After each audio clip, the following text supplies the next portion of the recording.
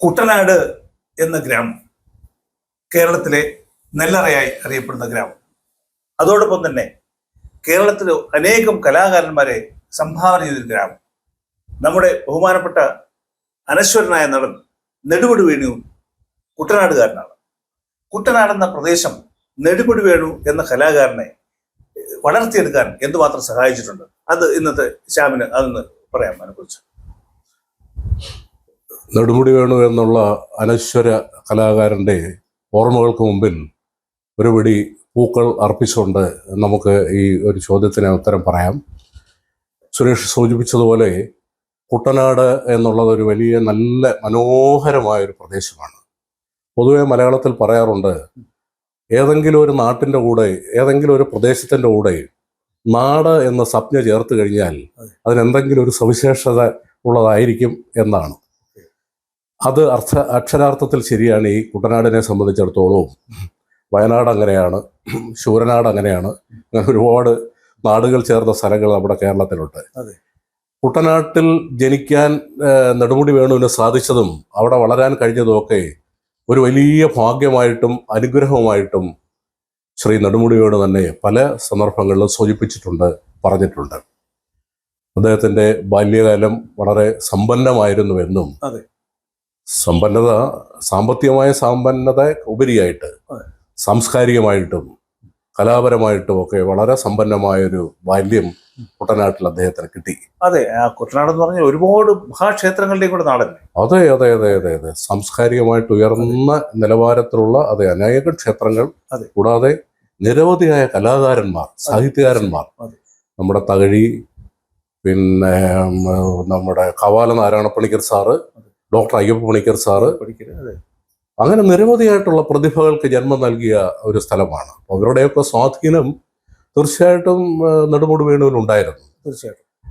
പിന്നെ കുട്ടനാട് എന്ന് പറഞ്ഞ പ്രദേശം നമുക്കറിയാം സമുദ്രനിരപ്പിൽ നിന്നും താഴ്ന്നൊരു പ്രദേശമാണ്. അതുകൊണ്ട് തന്നെ ജലസമൃദ്ധമാണ് അവിടെ.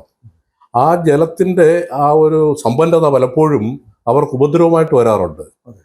അവിടുത്തെ പ്രകൃതിക്ക് വിവിധ ഭാവങ്ങളാണെന്നാണ് പറയുന്നത്. മഴക്കാലത്തൊരു ഭാവം, വേനൽക്കാലത്ത് മറ്റൊരു ഭാവം, തണുപ്പിൽ മറ്റൊരു അവസ്ഥ, ഇങ്ങനെ വ്യത്യസ്തങ്ങളായ സാഹചര്യങ്ങളിലൂടെ ജീവിക്കേണ്ടി വരുന്ന ഒരു വിഭാഗം ജനങ്ങളുള്ള ഒരു നാടാണ് ഈ കുട്ടനാടെന്ന് പറയുന്നത്. മാത്രമല്ല ഈ ഒരു പ്രകൃതിയിലുള്ള ഒരു പ്രത്യേകതരമായ ഒരു അന്തരീക്ഷം ഉള്ളത് കൊണ്ട് തന്നെ അവിടുത്തെ ആൾക്കാർ തമ്മിലുള്ള ഒരുമ, ഭയങ്കര കൂട്ടായ്മ വളരെ ശക്തമായിരുന്നു. അതിൽ നിന്ന് ഉരുത്തിരിച്ചു വന്നിട്ടുള്ള നമ്മുടെ ഈ പിന്നെ നെല്ലറകളുടെ സംഗീതമുണ്ട്, പിന്നെ വള്ളപ്പാട്ടുകളുണ്ട്, കഥകളിയുണ്ട്, അങ്ങനെ നിരവധിയായ കലാരൂപങ്ങൾ അവിടെ ധാരാളമുണ്ട്. അപ്പോൾ കുട്ടിക്കാലത്തൊക്കെ തന്നെ ഈ കഥകളിയുടെ വർണ്ണങ്ങളും ചമയങ്ങളും അതിൻ്റെ വാദ്യഘോഷങ്ങളും ഒക്കെ തന്നെ ചെണ്ടമേളവും ഒക്കെ ഇദ്ദേഹത്തിൻ്റെ മനസ്സിൽ ആഞ്ഞ് തറച്ചിട്ടുണ്ടെന്നുള്ള കാര്യത്തിൽ യാതൊരു സംശയവുമില്ല. മാത്രമല്ല നല്ല മാതാപിതാക്കളായിരുന്നു ഇദ്ദേഹത്തിന് കിട്ടിയ ഏറ്റവും വലിയ പുണ്യമെന്ന് പറയുന്നത്. അധ്യാപകരായിരുന്നു. അച്ഛൻ അവിടുത്തെ നെടുമുടി സ്കൂളിലെ പ്രധാന അധ്യാപകനുമായിരുന്നു. അമ്മ അധ്യാപികയും നല്ലൊരു വീട്ടമ്മയുമായിരുന്നു. ഇവരെ 5 കുട്ടികളാണല്ലോ, 5 ആൺകുട്ടികൾ. അതിൽ നെടുമുടി ഏറ്റവും ഇളയയാളാണ്. നെടുമുടി വേണു അവർ ഏറ്റവും ഇളയയാളാണ്. അച്ഛൻ ഈ 4 കുട്ടികളെയും നല്ല രീതിയിൽ കുട്ടിക്കാലത്ത് തന്നെ ഇത് കല അഭ്യസിപ്പിക്കാൻ, ശാസ്ത്രീയമായി തന്നെ അഭ്യസിപ്പിക്കാനുള്ള താല്പര്യം കാണിച്ചിരുന്നു. മൂത്ത ചേട്ടന്മാർക്കെല്ലാം കഥകളി ആചാര്യന്മാരെ വീട്ടിൽ താമസിപ്പിച്ച് പഠിപ്പിക്കുമായിരുന്നു എന്നാണ് പറയുന്നത്. കാരണം കുട്ടനാട് പോലുള്ളൊരു പ്രദേശത്ത് അന്നത്തെ കാലത്ത് എത്തിച്ചേരുക എന്നൊക്കെ പറഞ്ഞാൽ വളരെ പ്രയാസമുള്ള കാര്യമാണ്. അപ്പം അതുകൊണ്ട് അദ്ദേഹം ചെയ്തിരുന്നത് ഈ ആചാര്യന്മാർ വന്ന് വീട്ടിലൊക്കെ താമസിച്ച് അവരെ വിദ്യ അഭ്യസിപ്പിക്കുക. അപ്പോൾ അതിൽ കഥകളിയുണ്ട്, കൂടിയാട്ടമുണ്ട്, പിന്നെ വാദ്യോപകരണങ്ങളായിട്ടുള്ള ചെണ്ട, ഘടം, മൃദംഗം തുടങ്ങിയ വാദ്യോപകരണങ്ങളൊക്കെ തന്നെ ഈ ചേട്ടന്മാരെ 4 പേരെയും ശാസ്ത്രീയമായിട്ട് വർഷങ്ങളോളം ഈ അച്ഛനും അമ്മയും കൂടെ ചേർന്ന് പഠിപ്പിക്കുമായിരുന്നു, ഗുരുക്കന്മാരെയൊക്കെ വെച്ച്. അപ്പോൾ അത് കണ്ട് വളർന്നു വന്ന നെടുമുടി വേണുവിന് ശാസ്ത്രീയമായിട്ട് ഇതൊന്നും പഠിക്കുവാൻ കഴിഞ്ഞില്ലെങ്കിൽ പോലും അതിൽ നിന്നും കിട്ടിയിട്ടുള്ള ആ ഒരു താളബോധവും അഭിനയസിദ്ധിയും ആ നല്ലൊരു സംസ്കാരത്തിൻ്റെ വളർച്ചയും ഒക്കെ തന്നെ അദ്ദേഹത്തിൻ്റെ ഭാവിയിലുള്ള ജീവിതത്തിൽ ഒരുപാട് സഹായിച്ചിട്ടുണ്ട്. അദ്ദേഹം തന്നെ പല ആവർത്തി പറഞ്ഞിട്ടുണ്ട്, ഞാൻ ഈ കേട്ട് പഠിച്ചതാണ്, ഞാൻ ശാസ്ത്രീയമായിട്ടൊന്നും അഭ്യസിച്ചില്ല, പക്ഷെ അതുകൊണ്ട് തന്നെ ഈ കേട്ട് പഠിക്കുക എന്ന് പറഞ്ഞാൽ ഈ കേൾവിജ്ഞാനം, ഈ കേൾവിജ്ഞാനം ഒരു വലിയ സിദ്ധിയാണ്. അത് അദ്ദേഹത്തിനുണ്ടായിരുന്നു. അങ്ങനെ അതെല്ലാം പഠിച്ചിട്ടാണ് അദ്ദേഹത്തിന് പിന്നെ അഭിനയം രക്തത്തിലുണ്ടല്ലോ, അഭിനയിക്കാനുള്ള കഴിവ് രക്തത്തിലെ ഉണ്ട്. അവിടുത്തെ ആലപ്പി SD കോളേജിലൊക്കെ പഠിക്കുന്ന സമയത്ത് നമ്മുടെ പിൽക്കാലത്ത് പ്രശസ്തരായി തീർന്ന സംവിധായകൻ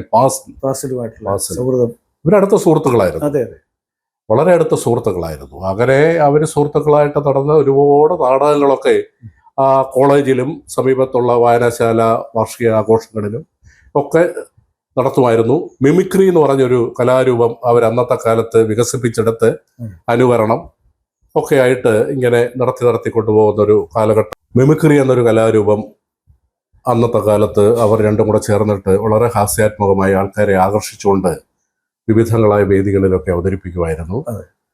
അങ്ങനെയാണ് അദ്ദേഹത്തിൻ്റെ ഒരു ബാല്യ കൗമാര കാലഘട്ടത്തിലുള്ള, പിന്നെ പതുക്കെ നാടകങ്ങൾ ഫാസിൽ എഴുതുമായിരുന്നു.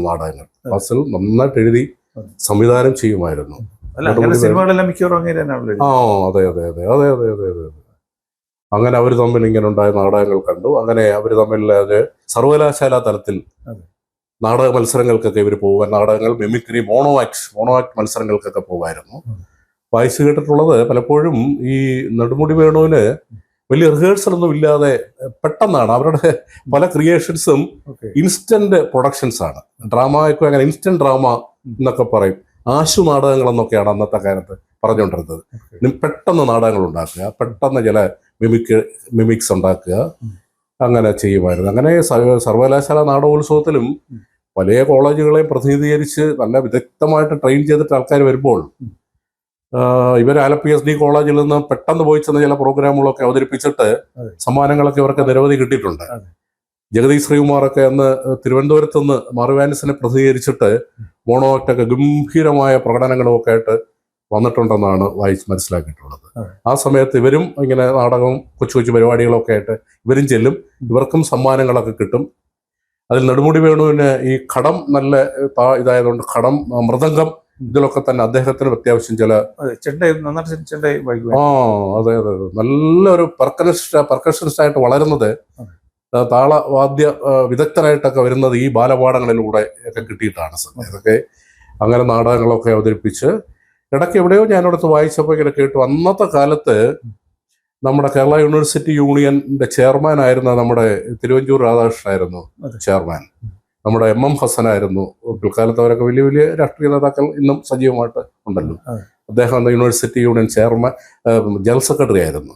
അപ്പോൾ ഇവര് തന്നെ ഈ MM ഹസനോ മറ്റോ നെടുമുടിയുടെ പ്രകടനങ്ങൾ അന്ന് കണ്ടിട്ട് മാറ്റി നിർത്തി പറഞ്ഞിട്ടുണ്ടെന്ന് പറഞ്ഞു, താങ്കൾ ഒരു വലിയ വാഗ്ദാനമാണ്, താങ്കൾ ഒരു ഭാവിയിലെ ഒരു വലിയ കലാകാരനായി ലോകമറിയുന്ന ഒരു പ്രതിഭയായി വളരും എന്ന് പറഞ്ഞതൊക്കെ അദ്ദേഹത്തിന്റെ അവസാന നാളുകളിൽ പോലും അദ്ദേഹം ഇങ്ങനെ അയവിറക്കിയതൊക്കെ നമ്മുടെ ഓർമ്മയിൽ ഇങ്ങനെ വരുന്നു. അങ്ങനെ അവിടുത്തെ നാടകവേദികളിലൂടെ വന്ന് കാവാലം നാരായണൻ പണിക്കർ സാറിന്റെ നാടക കളരികളിൽ ചെന്നപ്പെടുന്നു.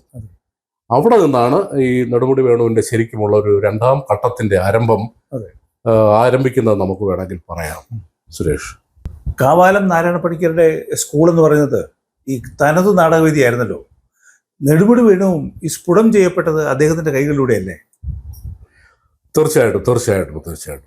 അന്ന് ഒരു മലയാളത്തിൽ ഒരു ഭാവുകത്വ നാടക രംഗത്തൊരു ഭാവുകത്വ മാറ്റം നടക്കുന്ന ഒരു കാലഘട്ടമായിരുന്നു. പഴയ നാടക ശൈലിയൊക്കെ വിട്ടിട്ട് കാവാലം നാരായണ പണിക്കർ സാർ പോലും ഒരു കാലത്ത് അന്നത്തെ ഒരു പ്രൊഫഷണൽ നാടകത്തിന്റെ ഒരു ശൈലിയിലൊക്കെയാണ് പണ്ട് ആരംഭിച്ചത്. പക്ഷെ അതൊക്കെ വിട്ടിട്ട് അതൊന്നുമല്ല യഥാർത്ഥ നാടകമെന്നും, നാടകം എന്ന് പറഞ്ഞാൽ തനത് കലാരൂപങ്ങളും കൂടെ ചേർത്ത് താളാത്മകമായി വിവിധ കലകളുടെ രസങ്ങൾ സമന്വയിപ്പിച്ചുകൊണ്ട് വളരെ കേരളീയ തനിമയോടുകൂടി അവതരിപ്പിക്കുന്ന നാടകങ്ങൾ ഉണ്ടാകണം. താളമേള വാദ്യഘോഷമായി ആയിരിക്കണം നാടകത്തിന്റെ ഒരു വികാര പ്രപഞ്ചം സൃഷ്ടിക്കേണ്ടത് എന്നൊക്കെ ഉള്ള ബാലപാഠങ്ങൾ ആണ് ഈ തനത് നാടകവേദിയിലൂടെ വളർന്നു വന്നത്.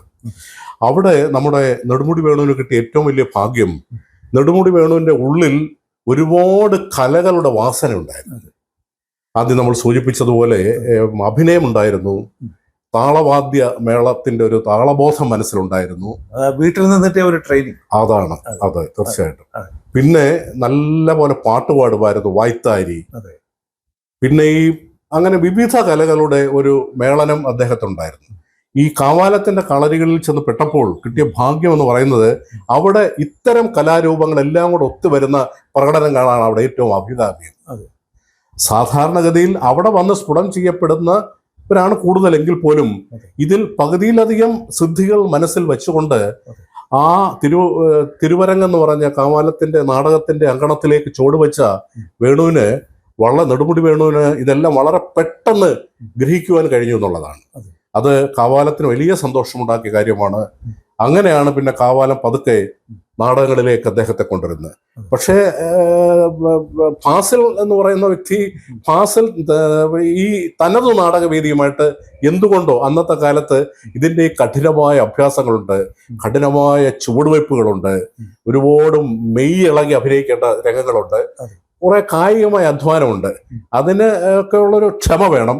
എന്തുകൊണ്ടോ ഫാസിൽ അധികം ഈ ഒരു രംഗത്തോട്ട് അധികം വന്നില്ല. നെടുമുടി വേണു അത് തുടരുകയും ചെയ്തു. ഫാസിൽ മാറി, നെടുമുടി വേണു അതിൽ തുടർന്നു. ഫാസിൽ പിന്നെ അദ്ദേഹത്തിന്റെ വേറൊരു ലോകത്തിലേക്ക് പോയി. അത് അതിന്റെ വളർച്ച വേറൊരു പാതയിലൂടെ പോവുകയാണ്, സിനിമയിലേക്ക്. നെടുമുടി വേണു ഈ നാടകങ്ങളിലൂടെ അങ്ങനെയാണ് അവരുടെ ഒരു ദൈവത്താർ എന്ന് പറഞ്ഞ ഒരു നാടകം, കാവാലത്തിന്റെ ദൈവത്താർ എന്ന് പറഞ്ഞ ഒരു തനതു നാടകരൂപം ഗംഭീരമായ തയ്യാറെടുപ്പോടുകൂടി അവതരിപ്പിച്ചു. അതിൽ ഒരു കാലൻ കണിയാൻ എന്ന് പറഞ്ഞൊരു പ്രായമായ ഒരു മനുഷ്യന്റെ ഒരു കഥാപാത്രമായിരുന്നു നെടുമുടി വേണു ചെയ്തത്. അന്ന് നെടുമുടി വേണുവിന് കഷ്ടിച്ചൊരു 25-26 വയസ്സ് പ്രായമേ ഉണ്ടായിരുന്നുള്ളൂ. പക്ഷെ ആ നാടകത്തിലെ പ്രായമായ കഥാപാത്രത്തിന്റെ വേഷം അതിഗംഭീരമായിട്ട് തന്നെ അദ്ദേഹത്തിന് ചെയ്യുവാൻ കഴിഞ്ഞു. ഉടുക്കുകൊട്ടിയിട്ട് വരുന്ന ഉടുക്കുകൊട്ടി പാട്ടുപാടി വൈത്താരിയുമായി ചുവടുകൾ വെച്ച് വരുന്ന നെടുമുടി വേണുവിന്റെ പ്രകടനം എല്ലാവരെയും അതിശയിപ്പിച്ചു. ദൈവത്താർ അങ്ങനെ ഒരു വലിയൊരു വിജയമായി മാറി.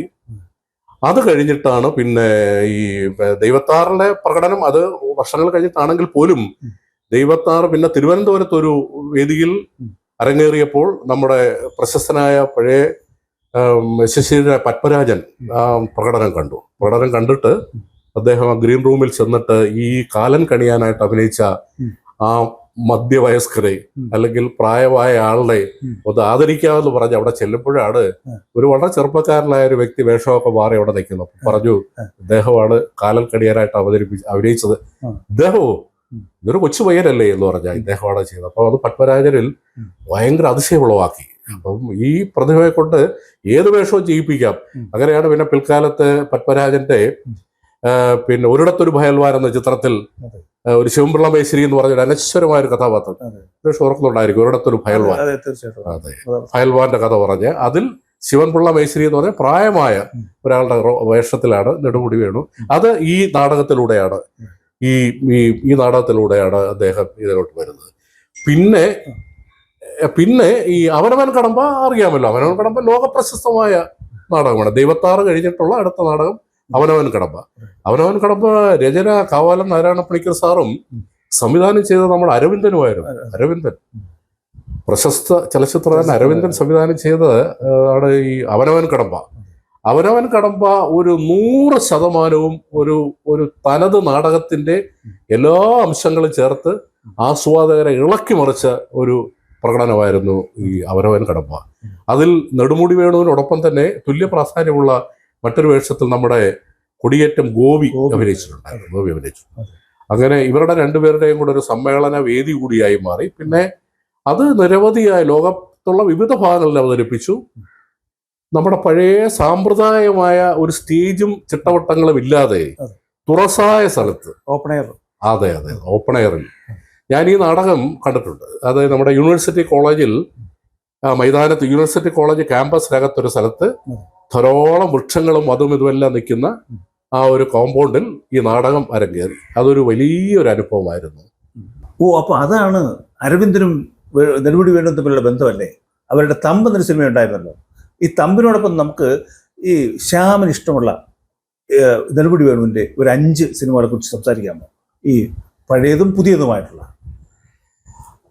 സുരേഷ്, അങ്ങനെയാണ് തമ്പിലൂടെ തുടങ്ങുന്ന സിനിമ അഭിനയം. തമ്പിൽ തുടങ്ങി ഏതാണ്ട് 2021 അദ്ദേഹത്തിന്റെ ജീവിതത്തിന്റെ അവസാന കാലഘട്ടങ്ങളിൽ അഭിനയിച്ച ഏതാണ്ട് 500-ലധികം ചിത്രങ്ങൾ ഉണ്ട്. അതെ. 500-ലധികം ചിത്രങ്ങൾ, എത്രയെല്ലാം വേഷങ്ങൾ, കേരളത്തിലെ എല്ലാ പ്രഗത്ഭരായ സംവിധായകരോടുള്ള അഭിനയ മുഹൂർത്തങ്ങൾ, നിരവധി. അതെ. മനസ്സിൽ ഒരുപാട് ചിത്രങ്ങൾ ഇങ്ങനെ വരുന്നുണ്ട്, ഒരുപാട് ചിത്രങ്ങൾ വരുന്നുണ്ട്. അതിൽ നിന്ന് ഒരു 5 തിരഞ്ഞെടുത്ത് എന്റെ തന്നെ നല്ലെണ്ണം 5 പറയുക എന്ന് പറഞ്ഞാൽ ഒരു വലിയ ഒരു സാഹസം തന്നെയാണ്. എങ്കിൽ പോലും എല്ലാ സിനിമകളും നല്ല സിനിമകളാണ്. ഒന്നാം തരമായിട്ട് അതാണ് തോന്നുന്നത്. സിനിമ നന്നായിരിക്കും, അല്ലെങ്കിൽ ആ കഥാപാത്രം നന്നായിരിക്കും, ചിലപ്പോൾ മൊത്തത്തിൽ ആ സിനിമ നന്നായില്ലെങ്കിൽ പോലും നെടുമുടി വേണു അഭിനയിച്ചിട്ടുള്ള ആ ഒരു കഥാപാത്രം ഉജ്ജ്വലമായിട്ട് ഒരു കഥാപാത്രം പോലും അദ്ദേഹം പരാജയപ്പെടുത്തിയിട്ടില്ല എന്നുള്ളതാണ്. വേറിട്ട അഭിനയത്തിലൂടെ നമ്മളെയൊക്കെ വിസ്മയിപ്പിച്ചു. 500-ലധികം ചിത്രങ്ങളാണ്. 40-45 വർഷത്തോളം എടുത്തു വരുന്ന സിനിമ, നാടക അഭിനയ ജീവിത കാലഘട്ടം. പെട്ടെന്ന് എനിക്ക് മനസ്സിൽ പറഞ്ഞാൽ ആദ്യം ഞാൻ പറയും, ധൈര്യമായിട്ട് ഉറപ്പിച്ച് എനിക്ക് പറയാൻ കഴിയുന്നത് ഭരതന്റെ തകരയാണ്. തകര ഏതാണ്ട് അതെ, ചെല്ലപ്പനാശാരി. തകരയിലെ ചെല്ലപ്പനാശാരി നമുക്ക് ഒരു കാലത്തും മറക്കാൻ കഴിയില്ല. അത് നമ്മളെ ഞെട്ടിച്ചൊരു പ്രകടനമാണ്. അതൊരു നമുക്ക് ഉറപ്പായിട്ട് കിട്ടി. ഒരു വലിയൊരു നടൻ പിറന്നിരിക്കുന്നു. ഇനി നമ്മളെ ഈ ലോക സിനിമയെ തന്നെ കീഴടക്കത്തക്ക അന്നത്തെ കാലത്ത് ഹോളിവുഡ് സിനിമയുടെ നിലവാരത്തിലേക്ക് ഉയർന്നുന്ന പഠനത്തിലൂടെ നമ്മൾ അതിശയിപ്പിച്ചു ശ്രീ നെടുമുടി വേണു തകരയിൽ. അത് കഴിഞ്ഞിട്ട് പിന്നെ വന്നിട്ടുള്ള നമ്മുടെ വിട പറയും മുമ്പേ എന്ന് പറയുന്നത് സേവിയർ എന്ന് പറഞ്ഞൊരു കഥാപാത്രം ഇന്നും നമ്മുടെ മനസ്സിലൊരു വേദനയായിട്ടുണ്ട്. മോഹൻ, അന്നത്തെ പ്രശസ്ത സംവിധായകൻ മോഹൻ സംവിധാനം ചെയ്ത് ജോൺ പോളിന്റെ കഥയായിരുന്നു വിട പറയും മുമ്പേ. വിട പറയും മുംബൈയിലെ സേവിയർ എന്ന് പറഞ്ഞ കഥാപാത്രത്തിന്റെ മരണരംഗം, ഒരുപാട് മരണരംഗങ്ങൾ നമ്മൾ കണ്ടിട്ടുണ്ടാവും. പക്ഷേ ഇന്നും ഹൃദയത്തിൽ കണ്ണിലൂടെ ഒരാൾ എങ്ങനെയാണ് മരണപ്പെടുന്നത്, ഒരാൾ മരിക്കുന്ന സമയത്ത് കണ്ണിലുണ്ടാവുന്ന ചലനങ്ങൾ, ചുണ്ടിലുണ്ടാവുന്ന ചലനങ്ങൾ, ഈ ഭാവപ്രകടനങ്ങളിലൂടെയുള്ള ഒരു മരണം, ഒരുപക്ഷെ ഒരു യഥാർത്ഥ മരണം ഇതുപോലൊരു അവസ്ഥയിൽ കണ്ടിട്ടുള്ള ഒരാൾക്ക് ചിലപ്പോൾ അത് ഉൾക്കൊള്ളാൻ കഴിയുമായിരിക്കും. പക്ഷെ നമ്മളെയൊക്കെ കോരിത്തെരിപ്പിച്ച് കളഞ്ഞു. ആ ഒരു മരണരംഗം ഇന്നും ഒരു ഹൃദയവേദനയായിട്ട് തന്നെ ഇങ്ങനെ മനസ്സിൽ തുടങ്ങും. അതൊരു പ്രകടനം. പിന്നെ ശാരദയുമായിട്ട് ചേർന്ന് അഭിനയിച്ച മിന്നാമിനുങ്ങിന്റെ നുറുങ്ങുവെട്ടം, മിന്നാമിനുങ്ങിന്റെ നുറുങ്ങുവെട്ടം എന്ത് നല്ല പ്രകടനമായിരുന്നു, എത്ര നല്ല സിനിമ. 60 വയസ്സ് കഴിഞ്ഞിട്ടുള്ള മനുഷ്യർക്കും ഭാര്യാഭർത്താക്കും കുട്ടികളില്ലാത്തവർ അവരുടെ തീവ്രമായ ബന്ധം, പ്രണയം, വൈകാരിക മുഹൂർത്തങ്ങളൊക്കെ അതിഗംഭീരമായിട്ട് അവർ രണ്ടുപേരും മത്സരിച്ച് അഭിനയിച്ച ആ ഒരു മിന്നാമിനുങ്ങിന്റെ വെട്ടം. പിന്നെ ആ പഴയ കാലത്തിൽ ഭരതം നമുക്ക് ഒരിക്കലും മറക്കാൻ കഴിയില്ല. ഭരതത്തിലെ പിന്നെ മോഹൻലാലിന്റെ ചേട്ടനായിട്ട് അഭിനയിച്ച ആ ഭാഗവതരുടെ ആ ഒരു രാമനാഥൻ, ആ കലൂർ രാമനാഥൻ, അത് ആ മാനസിക ഭാവങ്ങളൊക്കെ എത്ര ഗംഭീരമായിട്ട് അവനാണ് അവതരിപ്പിച്ചത്. പിന്നെ വന്നു കഴിഞ്ഞാൽ മോഹൻലാലുമായിട്ട് അഭിനയിച്ച ചിത്രമുണ്ട് ഹിസൈനസ് അബ്ദുള്ള ഉണ്ട്. നാഷണൽ അവാർഡ് കിട്ടിയതാണ്.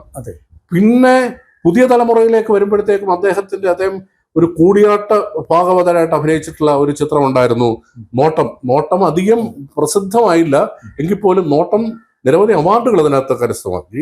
അതിനകത്ത് ഒരു കൂടിയാട്ട അധ്യാപകനായിട്ടാണ്, അപ്പോൾ ഇത് പെർഫോമറുമാണ്, പഠിപ്പിക്കുകയൊക്കെ ചെയ്യുന്നതായിട്ടുള്ളൊരു ഒരു വേഷം ഗംഭീരമായിട്ട് അദ്ദേഹം അത് ചെയ്തിട്ടുണ്ട്. നോട്ടം എന്നുള്ളൊരു ചിത്രമാണ്. വാസുദേവ ചാക്യാർന്നോ മറ്റുമാണ് ആ കഥാപാത്രത്തിന്റെ വേഷം നടത്തുന്നത്. പിന്നെ പുതിയ തലമുറയിൽ വന്ന വ്യത്യസ്തത കൊണ്ട് നമ്മളെ അതിശയിപ്പിച്ചു. മമ്മൂട്ടിയായിട്ട് അഭിനയിച്ച ഒരു ബെസ്റ്റ് ആക്ടർ എന്ന് പറഞ്ഞൊരു സിനിമയ്ക്കകത്ത് ഒരു വില്ലൻ റോള് അദ്ദേഹം അഭിനയിച്ചിട്ടുണ്ട്. ഒരു വില്ലൻ റോള് അതൊക്കെ നമ്മുടെ മനസ്സിൽ അങ്ങനെ നിരവധി എണ്ണിയാൽ ഒടുങ്ങാത്ത തരത്തിലുള്ള കഥാപാത്രങ്ങൾ ഉള്ളതുകൊണ്ട് അച്ചുവേട്ടന്റെ വീടുണ്ട്. അച്ചുവേട്ടന്റെ വീട്ടിലെ ആ ഗ്രഹനാഥന്റെ ആ ദാരുണമായ ഒരു മരണവും അദ്ദേഹം അനുഭവിച്ച മാനസിക വ്യഥയും ഒക്കെ തന്നെ നമ്മൾ ചുറ്റും കാണുന്ന കഥാപാത്രങ്ങളുടെ ഒക്കെ ഒരു പ്രതിഫലനമായുള്ള പകർനാട്ടം നിരവധിയുണ്ട്. ശിവാജി ഗണേശൻ ഇദ്ദേഹം നെടുമുടിയല്ല കൊടുമുടിയാണെന്ന് പറഞ്ഞിട്ടില്ലേ? എന്താണ് അതിൻ്റെ ഒരു കോണ്ടെക്സ്റ്റ്? അത് ശരിയാണ്. കാരണം നെടുമുടി ഒരു കാലത്ത് ശിവാജി ഗണേശന്റെ വലിയൊരു ആരാധകനായിരുന്നു.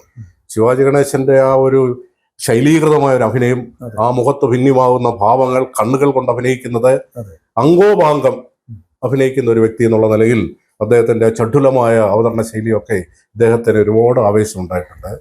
പണ്ട് നെടുമുടി വേണു കുറെ നാല് സിനിമയിൽ വരുന്നതിന് മുമ്പ് അദ്ദേഹം ഈ കേരള കലാകൗമുദിയുടെ ഫിലിം മാഗസീനിലെ ലേഖകനായിരുന്നു. ലേഖകനായിരുന്നപ്പോൾ ഒരിക്കൽ ഇദ്ദേഹത്തെ ഒന്ന് ഇന്റർവ്യൂ ചെയ്യാനൊക്കെ ഉള്ളൊരു അവസരം ഒരു ജീവിതത്തിൽ വലിയൊരു ഭാഗ്യമായിട്ട് അദ്ദേഹം കരുതുന്നുണ്ട്. അത് കഴിഞ്ഞിട്ട് കുറച്ച് ചിത്രങ്ങളിലൊക്കെ അഭിനയിച്ചു കഴിഞ്ഞിട്ട് ഒരിക്കലും കണ്ട സമയത്ത് ഇവർ തമ്മിൽ അവിടെ ഒരു വിമാന യാത്രാവേളയിലോ മറ്റോ ഇങ്ങനെ കാണാൻ സമയം ഇട കിട്ടിയപ്പോൾ ഇങ്ങനെ പറഞ്ഞു, അല്ല വേറെ സുകുമാരിയോ മറ്റോ ആണെന്ന് തോന്നുന്നു, പഴയ നടി സുകുമാരിയോ മറ്റോ ഇൻട്രൊഡ്യൂസ് ചെയ്തു. ഇത് പിന്നെ നെടുമുടി വേണു മലയാളത്തിലെ ഒരു താരമാണ്, പ്രശസ്തനാണ്. അപ്പോൾ അദ്ദേഹം ശിവാജി ഗണേശൻ സുധസിദ്ധമായ ശൈലിയിൽ നോക്കിയിട്ട് പറഞ്ഞു, നീങ്ക നെടുമുടിയില്ലേ കൊടുമുടി, നീങ്ക ഞാൻ ഉങ്ങളുടെ ഫാൻസ്. അങ്ങനെ പറഞ്ഞ് നെടുമുടി സത്യം പറഞ്ഞ എക്സൈറ്റഡ് ആയി പോയെന്നാ പറഞ്ഞത്. അപ്പൊ ഇങ്ങനൊരു പ്രസ്താവന ഈ ഒരു അഭിനയ ചക്രവർത്തിയുടെ വായിൽ നിന്ന് കേൾക്കുമ്പോൾ അത് വലിയ അങ്ങനെ ഒരു അഭിപ്രായം ഉണ്ടായിട്ടുണ്ട്. അങ്ങനെയാണ് ശരിക്കും നെടുമുടിയെ നമ്മൾ അഭിനയത്തിന്റെ കൊടുമുടി എന്ന് പറഞ്ഞത് സാക്ഷാൽ അഭിനയ ചക്രവർത്തി ശിവാജി ഗണേശനാണ്. അങ്ങനെ അത് കഴിഞ്ഞിട്ട് ഇവർ തമ്മിൽ ഒന്നിച്ചൊരു ചിത്രത്തിലും പിന്നെ അഭിനയിക്കാനുള്ള ഒരു അവസരം ഇവരൊക്കെ ഉണ്ടായിട്ടുണ്ട്. മോഹൻലാലുമായിട്ട് ചേർത്തിട്ട് ഒരു ചിത്രം ഉണ്ടായിരുന്നു. പിന്നെ അദ്ദേഹത്തിന് വീട്ടിലേക്കൊക്കെ ക്ഷണിച്ചിട്ടുണ്ടായിരുന്നു പറഞ്ഞു. പക്ഷേ രണ്ടുപേരുടെയും സമയക്കുറവ് കൊണ്ട് അതിനുള്ള അങ്ങനെ ഒരു സൗഭാഗ്യം പിന്നെ ഒത്തുചേരാനുള്ള സൗഭാഗ്യം ഉണ്ടായിട്ടില്ല എന്ന് പറയുന്നു. ഒന്നിച്ച് അഭിനയിച്ച ചിത്രം യാത്രാമൊഴി എന്നാണ് ആ ചിത്രത്തിന്റെ പേര്. മോഹൻലാൽ ഒക്കെ അഭിനയിച്ചിട്ട് അന്ന് ശിവാജി ഗണേശൻ പറഞ്ഞു എന്നാണ് പറയുന്നത്, ഞാൻ ഈ യാത്രാമൊഴിയിൽ അഭിനയിക്കാൻ തന്നെ സമ്മതിച്ചത് നെടുമുടി അതിലുള്ളത് കൊണ്ടതാണ്. നെടുമുടിയായിട്ട് അത്രത്തോളം വലിയ ഒരു ഇഷ്ടമാണ്. കൊടുമുടി എന്ന് പറഞ്ഞ് വെറുതെ അല്ല, നെടുമുടി അത്രത്തോളം ആരാധിച്ചിരുന്നു ശിവാജി ഗണേശൻ ഒരു പ്രസ്താവനയാണ് ഈ ഇപ്പോൾ സുരേഷ് സൂചിപ്പിച്ചത്. ഈ നെടുമുടി പല സിനിമകളിൽ ഒരുപാട് കവിതകൾ ചൊല്ലിയിട്ടുണ്ടല്ലോ. നമുക്ക് അതിലൊരു കവിത ചൊല്ലി ഇന്നത്തെ സംസാരം അവസാനിപ്പിച്ചാലോ? തീർച്ചയായിട്ടും സുരേഷ്, തീർച്ചയായിട്ടും. കാരണം അദ്ദേഹം ഒരു പാട്ടിന്റെ ആളായിരുന്നു, പാട്ടിന്റെയും കൂടി ആളായിരുന്നു.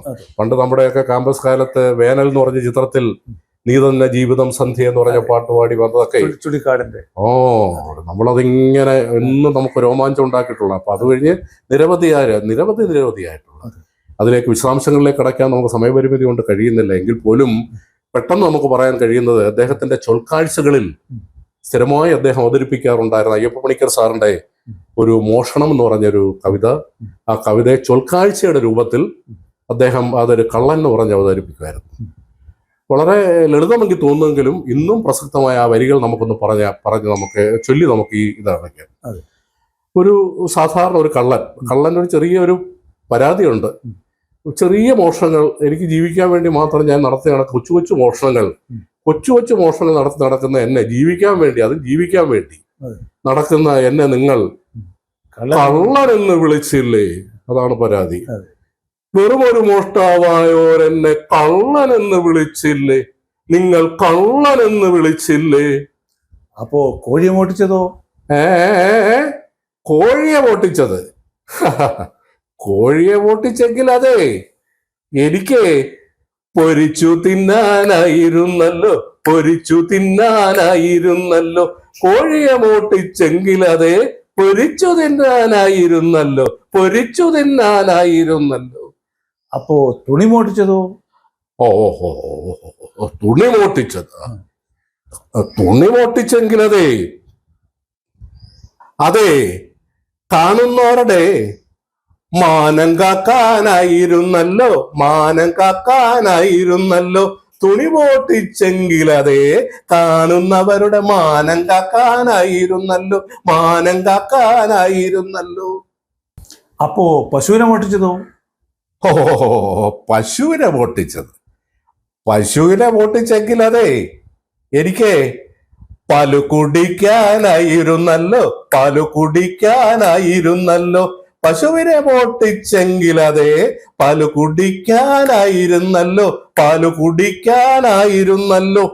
നല്ലത് വല്ലത് മോട്ടിച്ചാൽ ഉടനെ അവനെ വെറുതെ കള്ളനാക്കും നിങ്ങളുടെ ചട്ടം. വല്ലത് മോട്ടിച്ചാൽ ഉടനെ അവനെ വെറുതെ കള്ളനാക്കും നിങ്ങളുടെ ചട്ടം. മാറ്റുക ചട്ടങ്ങളെ അവ മാറ്റും നിങ്ങളെ അല്ലെങ്കിൽ. മാറ്റുക ചട്ടങ്ങളെ അവ മാറ്റും നിങ്ങളെ അല്ലെങ്കിൽ. നന്ദി, നമസ്കാരം.